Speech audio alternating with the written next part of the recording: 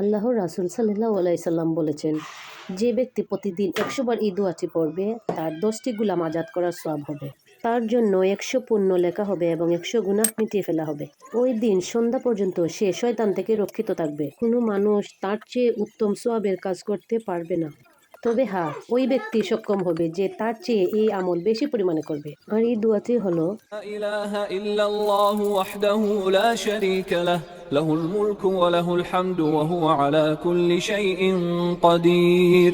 তার অর্থ হচ্ছে আল্লাহ ছাড়া কোনো ইলাহ নেই, তিনি একক, তার কোনো শরিক নেই, রাজত্ব একমাত্র তারই, সব প্রশংসা একমাত্র তারই জন্য, আর তিনি সব কিছুর উপর ক্ষমতাবান।